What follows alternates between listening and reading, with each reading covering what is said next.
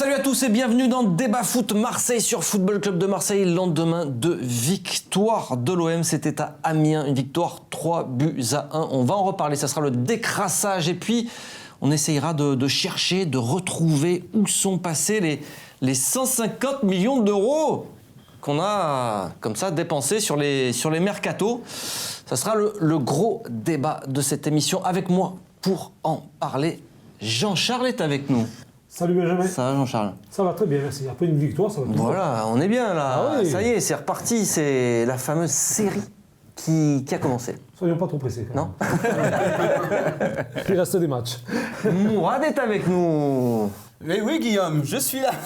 il y a quelqu'un sur Twitter d'ailleurs qui a relevé la blague, qui a dit quand je le croiserai je l'appellerai Guillaume. Alors je m'appelle Benjamin Courme et j'ai Non, un, il s'appelle et j'ai, Guillaume. et j'ai un arrobase sur Twitter ou pas? Je crois, il me semble, arrobas Vous Bécon. pouvez me follower, me following. c'est Ben FCL. Ben FCL. Ben FCL. Voilà. Je cherche à tout prix des followers. Non. Allez-y. Et C'est malheureux. Nicolas Fiol est avec nous également. J'ai mis une chemise, mais pas trop flashy, quoi. J'étais raisonnable. Allez, on perd pas de temps et on passe directement au décrassage de ce match Amiens-OM.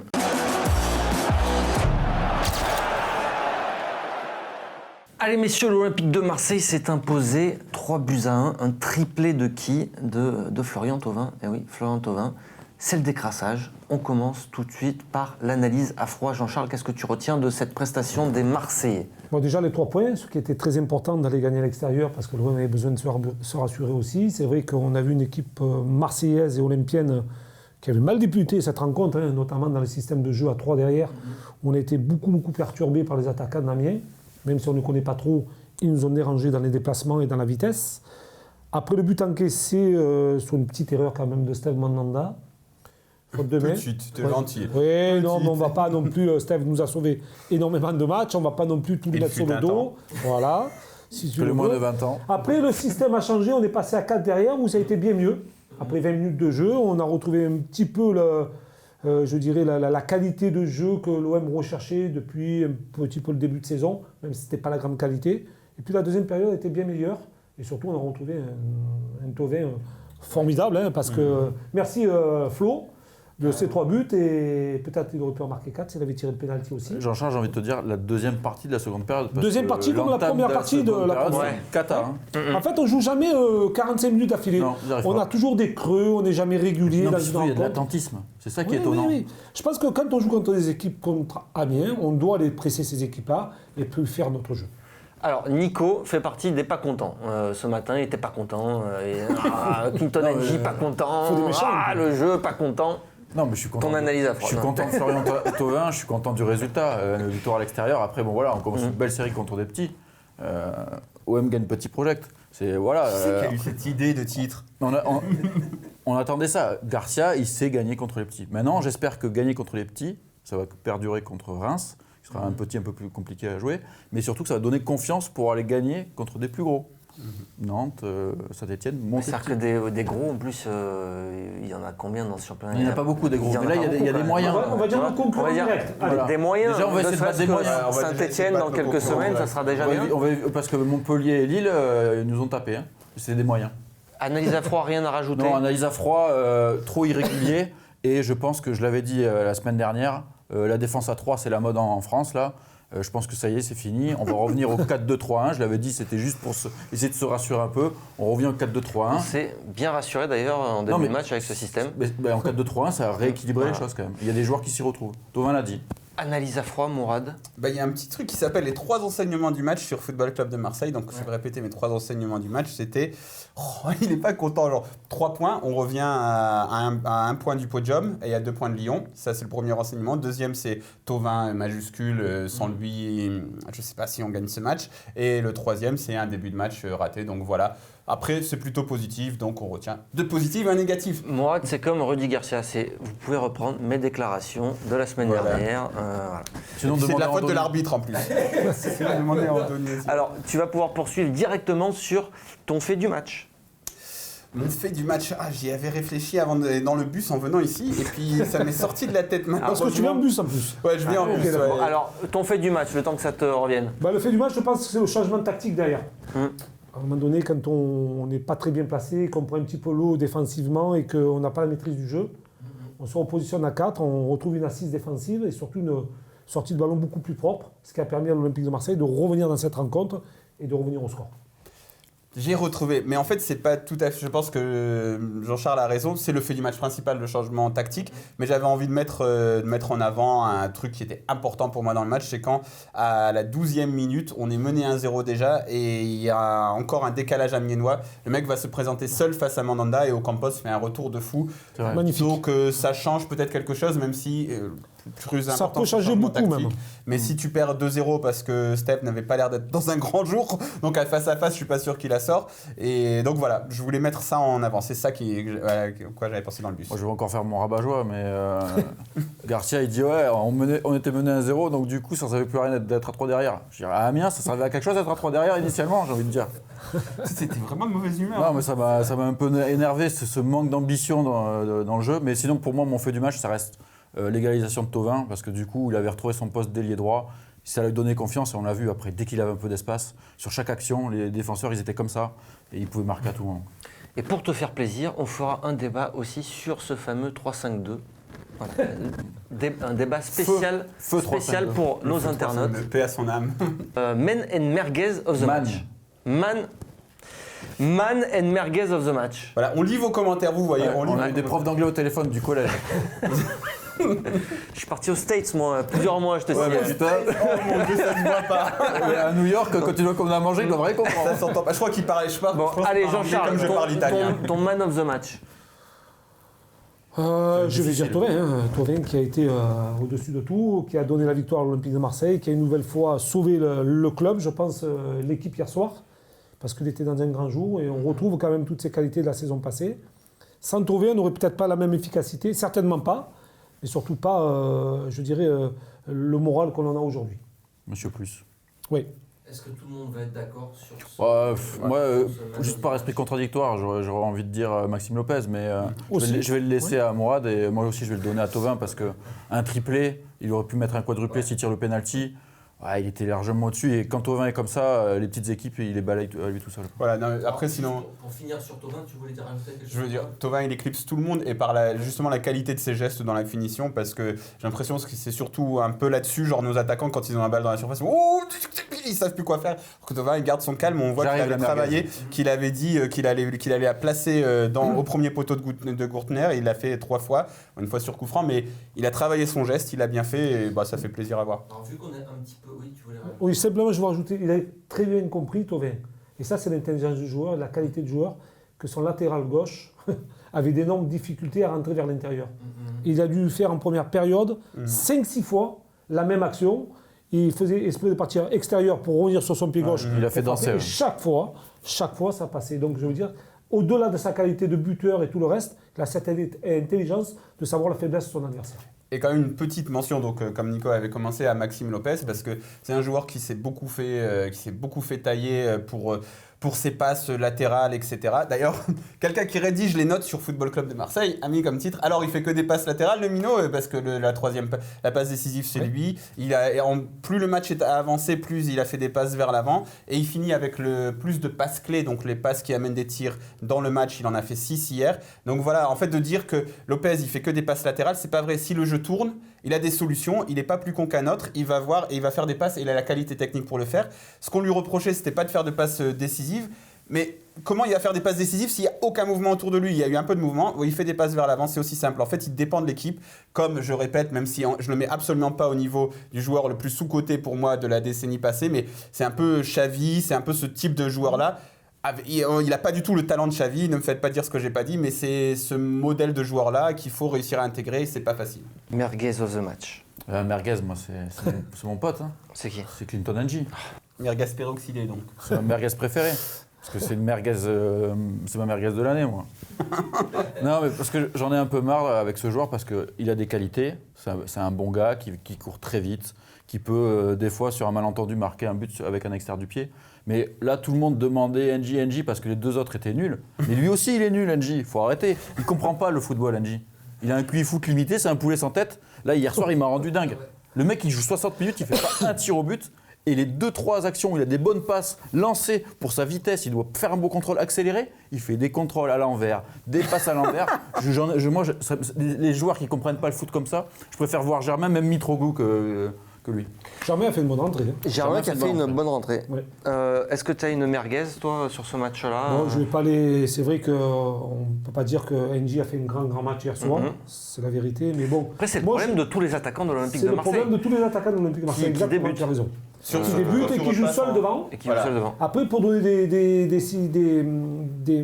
des solutions offensivement, il faut en trouver aussi. Quand on te fait jouer, il faut donner des solutions. Il faut être bon dans tes ceux qui contrôles, sont derrière. déjà. Les contrôles, c'est. Mais après, les gars, là, parce qu'on s'acharne un peu sur NJ. je Non, sais moi, que- Non, mais moi, je ne mettrais pas NJ. Hein. Je trouve que quand on est international comme Steve Mandanda, Voilà. Voilà. Bah, on ouais, fait moi, je suis beaucoup trop d'erreurs ces dernières semaines. Il faudrait d'accord qu'ils se avec toi, reprennent un petit peu. Alors, c'est pas une grosse critique, mais je trouve que Steve, il peut se remettre en question assez rapidement. C'est pour cela que je trouve qu'aujourd'hui, Steve est en dessous. Il a une attitude bizarre, je trouve, Mandanda. Ouais. En même temps, si C'est Mandanda- pas le Steve que j'ai connu en fait. Après, je dis pas qu'il a changé totalement d'attitude, mais c'est pas le garçon qui rassurait ses défenses, qui parlait à ses partenaires et surtout il leur parlait, il leur faisait passer un message. Là, on le voit beaucoup moins, on l'entend beaucoup moins, on dirait qu'il le est sent vexé. moins présent. Il est vexé. On le sent moins présent. Et ça, Après, c'est là où ça me dérange un petit peu. Il faut se poser des questions. Quand tu recrutes un joueur, tu recrutes aussi au profil mental et moral. Est-ce que quand tu fais revenir quelqu'un qui était très à l'aise dans une certaine région, qui avait ses habitudes de vie, qui avait ses habitudes généralement, et qui n'a pas réussi à l'étranger, est-ce que c'est mentalement, est-ce que tu le remets pas dans un confort? Est-ce que tu le remets pas dans un Ça a confort été mental le qui cas, ne le pousse cas pas de Thauvin. Hein. Voilà, mais Thauvin, c'était différent. Thauvin, il n'avait pas réussi à l'OM. Oui, plus jeune. Voilà, Thauvin, il avait encore beaucoup de choses à prouver. Il voulait vraiment réussir dans ce club. Mandanda, tu le fais revenir, t'es Tu veux une dire- tu veux- légende du Je club. veux dire qu'il pantoufle, quoi. J'ai l'impression que c'est un peu ça en fait. Il est revenu, il a un statut. Moi, ça m'embête parce que quand Steve Mandanda, sa première saison, je me dis waouh, quel putain de gardien quoi. Désolé pour la grossièreté, mais vraiment, je me dis lui, il y a sa moyen d'être un mec à du talent, du potentiel de Fabien Barthez ou au moins de Bernard Lama à qui on le comparait souvent en début de carrière.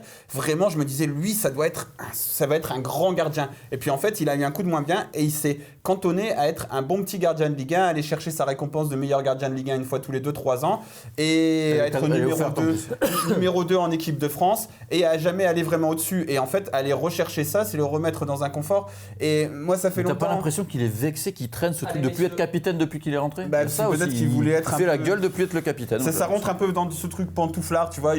Il a besoin qu'on lui dise, bah t'es le meilleur, mais t'es plus le meilleur, Steve. En fait, c'est ça le problème. Enfin, à vous écouter, j'ai l'impression qu'il faut prendre moins de responsabilités. Mais moi, Je pense qu'il en voulait plus et qu'on lui a donné pas ce qu'il voulait, du coup il boude. Messieurs, on passe tout de suite au gros débat. Où sont passés les 150 millions d'euros? On va essayer de les trouver. Alors messieurs, on a égaré 150 millions d'euros. Et c'est pas rien quand même. C'est pas chez moi. Hein. Je vous rassure de suite, c'est pas chez moi. Hein. C'est Ben Arfa qui les avait laissés dans le vestiaire, hein, c'était un chèque. Ouais, et on aimerait bien les retrouver. En tout cas, ils sont pas sur le terrain.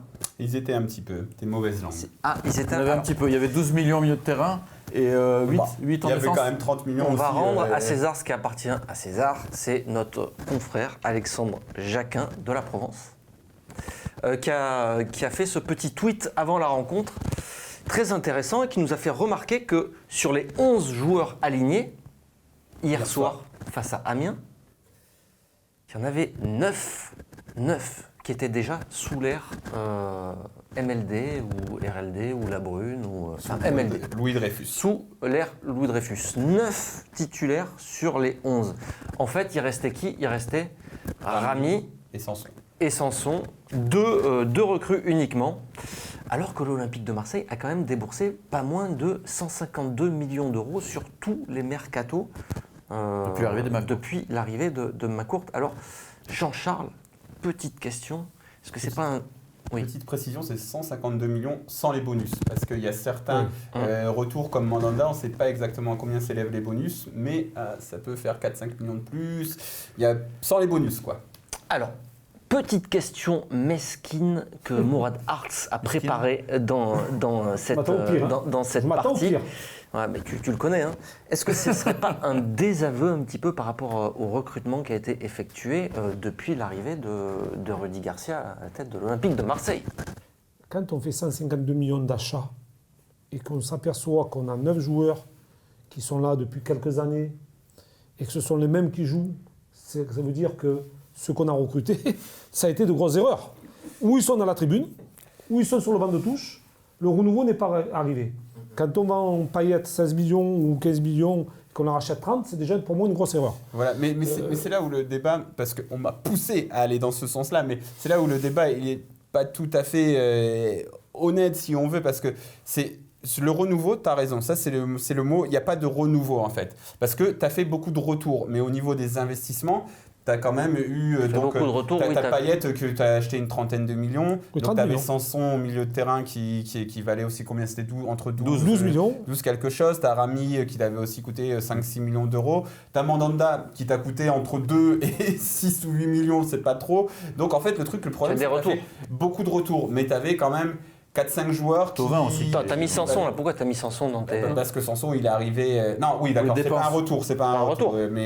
Mais voilà, et Rami non plus d'ailleurs, c'est pas un retour. Mais je veux dire, quand on dit il y avait rien, il y avait que deux joueurs qui étaient là, tu avais quand même 2 retours et 2 joueurs qui n'avaient pas connu l'ère Louis Dreyfus. En fait, c'est sûr que ça fait peu quand même. Tu veux faire du neuf avec du vieux en fait. Voilà, c'est ça, tu as fait beaucoup de neuf avec du vieux. En l'occurrence, du vieux aussi, parce que non, mais question voilà. d'âge aussi. Après, je pense qu'ils ont voulu se rassurer aussi en récupérant des anciens Olympiens qui ne jouaient pas à l'étranger, notamment en Angleterre, pour trouver vite la stabilité. C'est-à-dire qu'ils connaissaient le club, ils connaissaient l'environnement, c'était peut-être beaucoup plus facile pour s'adapter. Je pense que le hic qui était là, c'est qu'après, est-ce que ces joueurs, ils ont apporté ce qu'ils devaient apporter dans l'immédiat? J'en suis un petit peu moins certain. Alors après, il y a des investissements comme Sanson, qui pour moi sont bien faits, qui est un joueur qui apporte beaucoup à l'OM, et qui sera revendu à un prix beaucoup supérieur à ce qu'il a été acheté. Après, c'est vrai qu'un garçon comme Payet, parce qu'on revient sur Payet, parce que ça a été un transfert à 30 millions d'euros avec un salaire quasiment 1,5 fois doublé. Donc pour moi, ce n'est pas un investissement parce qu'on sait qu'à la revente, il y aura Nib. Comme Mandanda, il y aura Nib. Donc, Après, sur le terrain, voilà, il faut voir ce que ça apporte sur le terrain pendant la durée mais de son pour moi, contrat. ça n'apporte pas plus. Un joueur à 30 millions, ça n'a pas apporté beaucoup plus que ce qu'on attendait. Sur ce prix-là, après il y a eu d'autres investissements. Payet, il est, tu vois, l'an dernier. En fait, le problème, c'est ça aussi le problème des retours, parce qu'on parlait de Steve Mandanda avant, par exemple. Il faut qu'il y ait une motivation, il faut qu'il y ait quelque chose. On parlait de Florian Thauvin aussi. Florian Thauvin, il avait une motivation. Il savait, il avait une revanche à prendre sur l'OM, sur sa carrière. Il fallait qu'il prouve qu'il pouvait réussir dans ce club. Donc il revient là, il y a ça. Payet, on a vu aussi que quand tu fais revenir des trentenaires internationaux français, pour moi, il y a quelque chose qui cloche, à part s'il y a... Ça veut dire qu'au niveau de la motivation, je ne suis pas sûr que ce soit toujours bon. Sauf qu'en fait, oui et non, parce que Payet, quand il avait l'objectif Coupe du Monde 2018, il te fait une fin de saison où il est quand même très très bon. Rami, qui avait aussi sans doute dans un coin de sa tête objectif Coupe du Monde 2018, il est quand même très très bon. Mandanda, qui en équipe de France, il a sa place au show. À l'OM, il a sa place au show. Il est très médiocre. Donc après, au niveau des retours, est-ce que... Tu vois, comme tu as dit, pour avoir de la stabilité immédiate, est-ce que c'est les retours qui nous ont pénalisés? Je pense pas. Je pense que... Nico, pour toi, c'est un désaveu par rapport à ce mercato, à ces mercatos? Bon, déjà, il faut être honnête. Gustavo était suspendu et Strootman s'est blessé avant le match. Donc, c'est quand même 2 gros investissements. 2 des plus gros salaires du club. Bon, c'était un joueur de plus sur la... 2, du coup. Non. Gustavo et Strootman. Strootman, il aurait pris la place de Sanson. Non mais d'accord, mais au niveau investissement, tu dis où sont passés les 150, là tu en as déjà quand même 40 et quelques qui étaient pas là. Juste, c'était pas le choix du coach, ces deux joueurs-là. Donc déjà, ça faut le préciser. Après, oui, bien sûr qu'il y a des problèmes. On va reparler de Sertic, d'Abdenour. Non, mais ça, on va en reparler. Mais moi, ce que je veux dire, c'est que... Enfin, c'est pas moi, c'est moi qui voulais dire ça. À chaque fois qu'il dit ça, vous comprenez que c'est... Écoutez-moi, là, c'est que quand tu investis 150 millions d'euros sur 3-4 mercatos, sur 3 mercatos, tu t'attends peut-être à une équipe largement renouvelée et avec des joueurs basculer peut-être aussi dans une nouvelle ère et avec des titulaires en puissance. Et là, tes recrues, comme disait Jean-Charles, elles sont soit en tribune, soit sur le banc. Ça, je suis d'accord, mais je l'ai dit à plusieurs reprises. Le problème qui s'est passé sur ces mercatos, on peut refaire l'historique, c'est qu'à chaque fois que c'est Garcia quand même qui a le final cut, qui a choisi ses recrues, Et il a eu souvent des soucis après, il a dû changer de système de jeu et il a dû condamner ses propres recrues. Souvenons-nous. Ça veut dire qu'il se trompe alors? Ça veut dire qu'il se trompe. Ok. Je pense qu'il se trompe sur ses recrues et sur ses profils. Même Morgan Sanson, qu'il avait pris en janvier, il faut se rappeler qu'à un moment donné, il a carotte un peu en début de saison parce que ça ne rentrait plus dans son système de jeu. Donc il y a plein de joueurs qui recrutent et finalement ne rentrent pas dans le système. Et là, ça va se passer pareil. Parce que là, si on revient avec le 4-2-3-1, il y a plusieurs joueurs qui vont sauter. Moi, ce qui me dérange dans l'investissement des 150 millions d'euros, 152 millions d'euros, c'est qu'on a investi sur des trentenaires, comme vient de dire Mourad, qui ne vont pas nous projeter vers l'avenir. Ça, il fallait le faire un peu quand même. Voilà. Comme tu Oui. disais, pour la stabilité. Ça a Pour la été stabilité. un petit peu quand même. T'as eu Mais Sanson, derrière ça, Radonjic, il aurait fallu prendre des joueurs de 22, 23 ans ou 20 ans. Même Ça, ils ont a été commencé à fait. le faire quand même. Oui, mais ils ne jouent pas. Ouais. Ils ne jouent pas. L'investissement, déjà, c'est 1 an de perdu. Tu parlais de Sanson. Sanson, l'année dernière, la première année où il arrive, c'est un joueur qui t'apporte énormément. D'ailleurs, je crois qu'il marque entre 8 et 12 buts, non?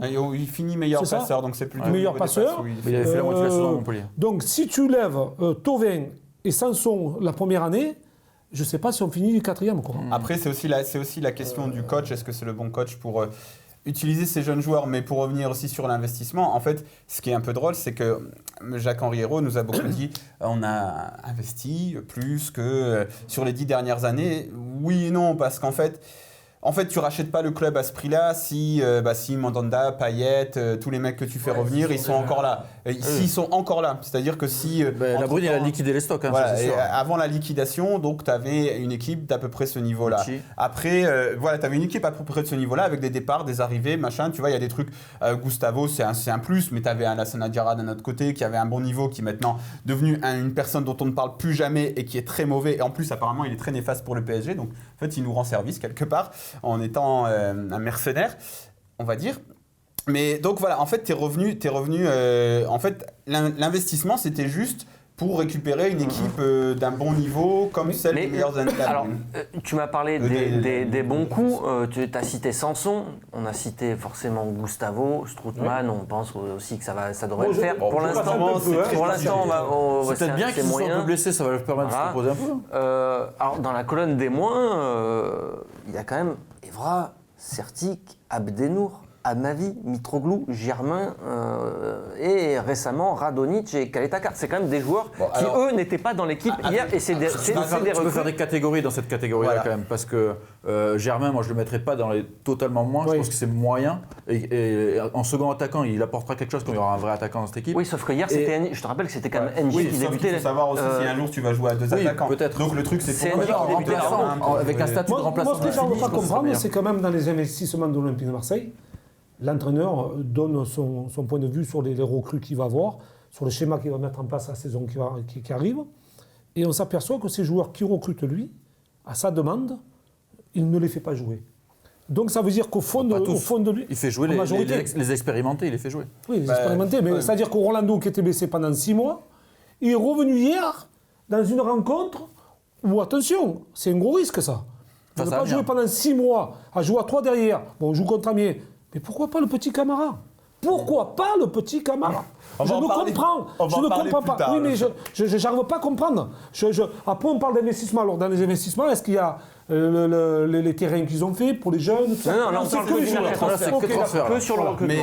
Mais tu vois, donc comme disait Nico, tu peux aussi faire des catégories dans ta catégorie des ratés de l'OM. C'est-à-dire que, donc déjà, tu as les deux jeunes Serbes et Croates qui viennent d'arriver. On va attendre. Donc eux, il faut patienter. On va attendre. Je pense qu'il y a de la qualité. Voilà. Après, tous ceux que tu as cités, mis à part Amavi qui est un flop jeune, ça arrive, tu vois, tu as recruté quelques jeunes ou assimilés jeunes, on va dire, parce qu'il avait 22 peut-être quand il arrive à l'OM. Il n'y a que Sanson qui s'est imposé comme jeune. En fait, tous les autres, c'est des trentenaires. C'est des trentenaires ou approchant la trentaine, parce que Germain, c'est 28 ans, je crois, quand il arrive. Oui. Certic aussi. Des valeurs sûres, et avec des gros salaires et avec une motivation aussi chancelante, parce que c'est ça qui est important. Il faut comprendre, quand tu recrutes un joueur, c'est ça, motivation aussi. C'est dans quel état d'esprit il est, auquel stade de sa carrière il est.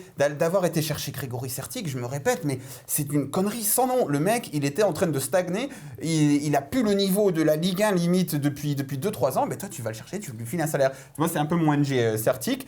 Après, un mec comme Valère Germain, tu vas le chercher Pourquoi faire? Tu comprends pas parce qu'il est pas du tout adapté à ton équipe. Mitroglou, tu vas le chercher. Pourquoi faire? Il est pas du tout adapté à ton équipe. Est-ce que c'est pas la limite des fameuses opportunités de marché? C'est exactement ça. Je pense que oui, c'est la limite des opportunités de marché, c'est qu'il faut avoir une stratégie quand tu recrutes. Que je pense que la stratégie maintenant pour l'Olympique de Marseille, c'est soit d'aller recruter des joueurs expérimentés qui coûtent très cher, comme Gustavo ou Strootman, même s'il réussit pas. J'ai envie d'y croire à mon petit Doberman là, parce que je sais qu'il a un état d'esprit impeccable. Donc j'ai envie d'y croire moi à Strootman, mais il faut aller chercher soit ce type de joueur-là pour moi, ou des jeunes qui en effet peuvent exploser, peuvent complètement se planter comme à ma vie, mais avec ça et ça, eh ben, tu as une vraie plus-value sportive. Maintenant que tu as posé des bases avec des Rami, des Payet, etc., si c'était ce que tu voulais faire, voilà, il fallait faire ça ou ça. Et on allait chercher des Abdenour, des Evra, des Sertic, des mecs, ils rentrent ni dans l'un ni dans l'autre, tu comprends pas, c'est là où tu t'es vraiment planté et c'est là où tu as vraiment gâché de l'argent.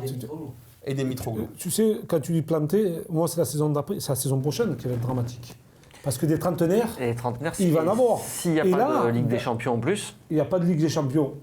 Ça, on verra en fin d'année. On verra, ouais. Oui, on verra. Mais certes, qui tu vas pouvoir revendre à un bon prix à part Germain dans les trentenaires? Et encore Germain, j'ai envie de te dire. Parce que les autres, où ils sont en fin de contrat, ou des garçons comme Payet, Mandanda, Gustavo, même si Gustavo est bon. Hein, mais après on n'est pas obligé de faire comme Vincent de jouer à Football Manager. Non, mais je veux dire, à un moment donné, quand tu investis 150 millions d'euros, si tu vois que le gars... Si tu n'as pas les moyens pour en mettre plus, il faut quand même qu'il y ait de la revente. Mais voilà, mais si tu as la Ligue des Champions, nous, on ne sait pas revendre. Le plan, c'est d'aller en Ligue des Champions. Oui, non, mais là, tu ne sais pas revendre. Mais en fait, le problème dans ce que tu dis, c'est que moi, je ne suis pas forcément toujours pour acheter en pensant à la revente, même s'il faut le faire. Tu as raison, il faut aussi le faire. Tu ne peux pas faire que ça, sinon ça s'appelle Monaco et tu as un plantage. Voilà. Non, allez, messieurs, cette émission s'arrête là sur Provence Azur TV, mais elle continue sur footballclubdemarseille.fr avec un autre débat. On y va tout de suite, c'est maintenant.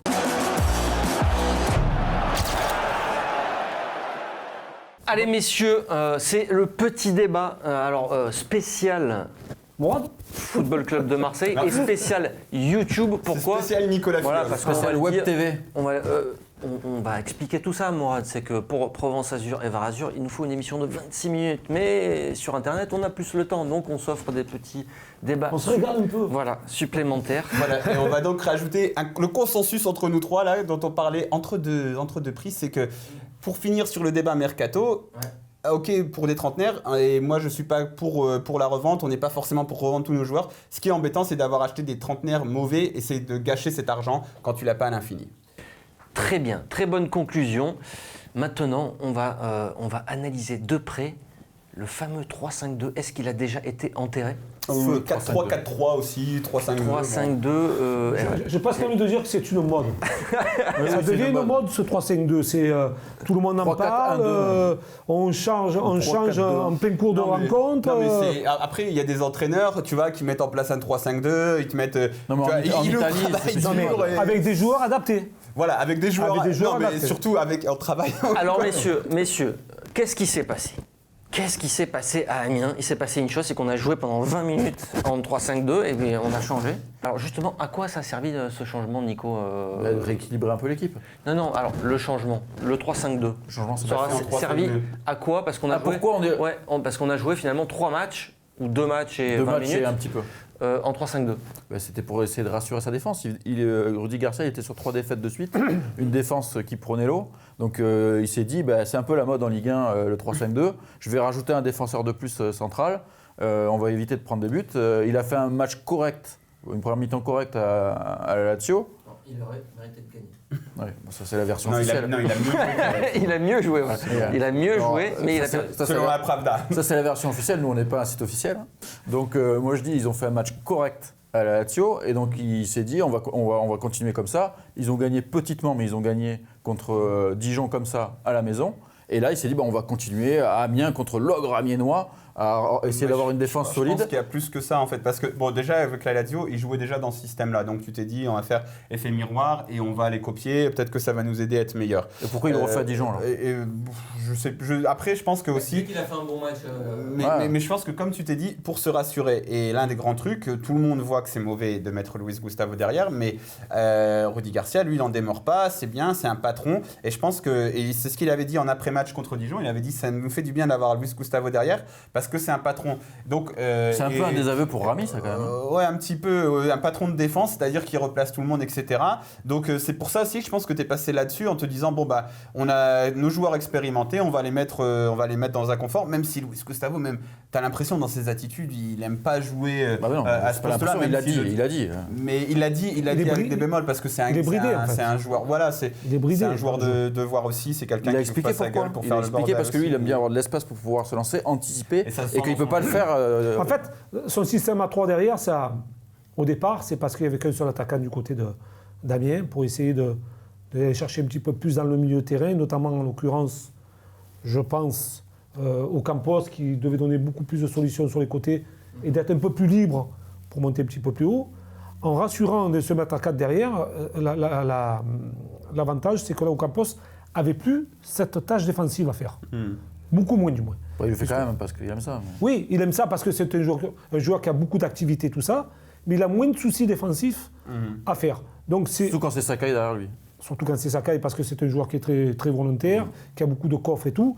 Donc ça lui a permis d'aller jouer un petit peu plus haut, d'aller chercher l'adversaire aussi dans sa moitié de terrain, et d'avoir peut-être un petit peu plus de solutions, et de donner plus de possibilités aux attaquants qui sont près du but adverse. Donc je pense que le système a changé pour ça. Et ça a permis de revenir dans la rencontre et surtout de soutenir Thauvin aussi sur le côté. Mais ce 3-5-2, t'en penses quoi, toi, au final? Tu penses que c'était c'est bon, c'est fini, c'est mort, c'est enterré, on passe à autre chose? Le 3-5-2, alors en fait, quand on est entraîneur, on donne un système de jeu et l'animation, ce sont les joueurs qui le font. Ouais, d'accord, mais bon, mais oui, il y a quand même un vrai... Maintenant, il y a certains Après, il y a la qualité de joueur, il y a... Lucien Favre, Pep Guardiola, quand ils vont jouer les mecs à 5 derrière...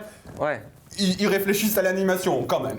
Non, mais je suis d'accord. Mais on ne va pas aller loin. On ne va pas aller chercher ces grands entraîneurs, ces grands clubs. On va prendre Paris. Paris, quand tu joues à 3 derrière... non, mais tu as les 2 latéraux, c'est 2 bombes atomiques sur les côtés. Ouais. C'est 2 bombes atomiques qui ne sont jamais inquiétés. Et il y avait ça aussi dans le passé en 3-5-2, c'est qu'au Campos, Bounassar, ils ont les profils parfaits pour faire ces rôles de Absolument. Il y a une conséquence de ça. Mais après, il ne faut pas se marcher dessus devant. Mais le problème, il est là. Mais c'est ce qu'ils expliquaient, c'est qu'aussi Garcia avait dit l'avantage d'avoir les latéraux comme ça dans le 3-5-2, c'est que Thauvin, du coup, il est plus libre, il a moins de tâches défensives à faire. Mais Thauvin expliquait après la rencontre face à Amiens que lui, il préférait jouer dans son rôle d'ailier, il était plus à l'aise. Donc finalement, quoi qu'il arrive, il ne faut pas mettre Payet sur un côté et il ne faut pas mettre Thauvin en pointe. Ouais, voilà, donc en fait, le 3-5-2 peut avoir plein d'avantages tactiques, comme par exemple de soigner la relance de derrière.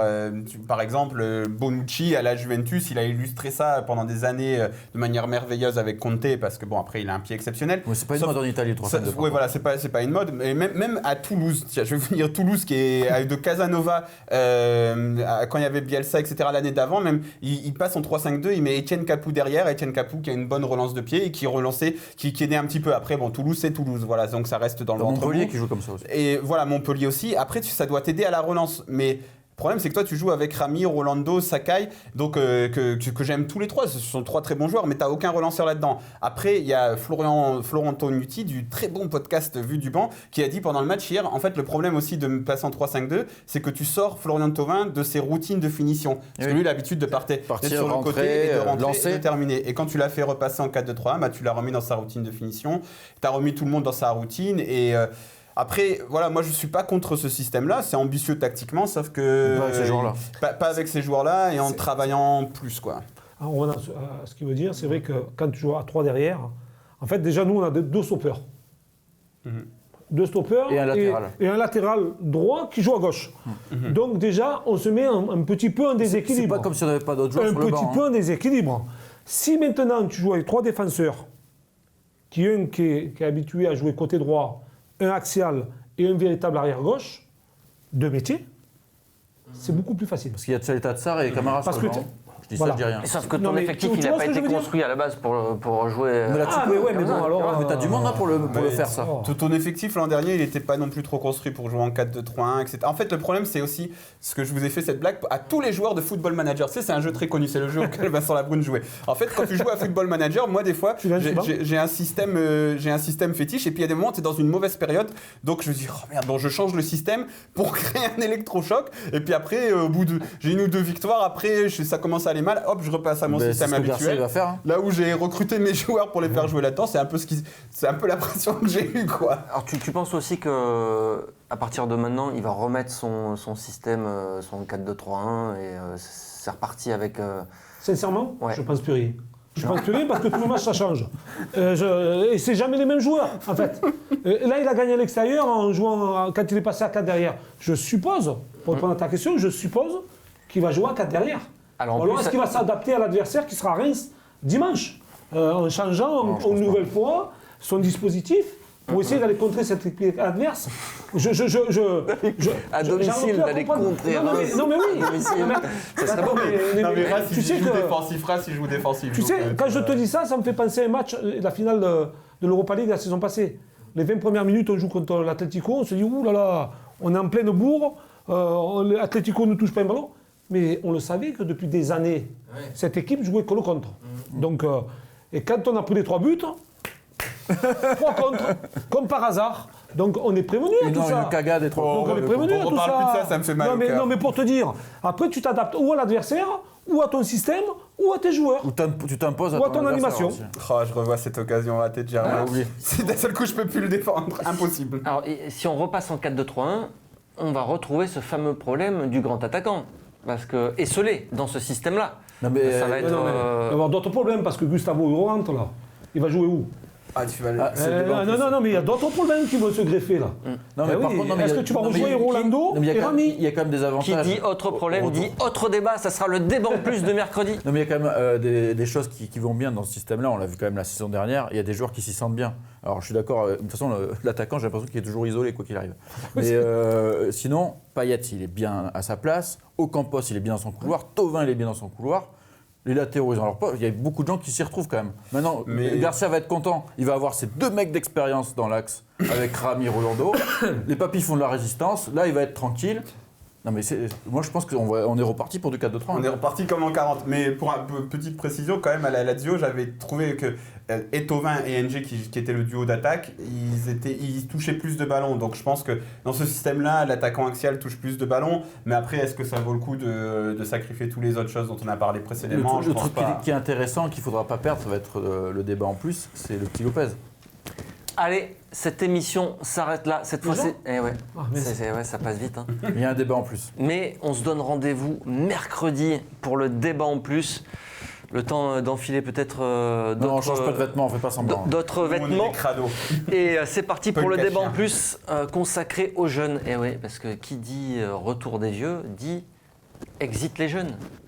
Et on pense notamment à Camara, Gaëtaka, Lopez, Tchaïtata, est-ce qu'il a déjà été là peut-être Sanson, Radonjic, tout ça. Ça sera le débat en plus et ça sera mercredi. Allez, ciao ciao.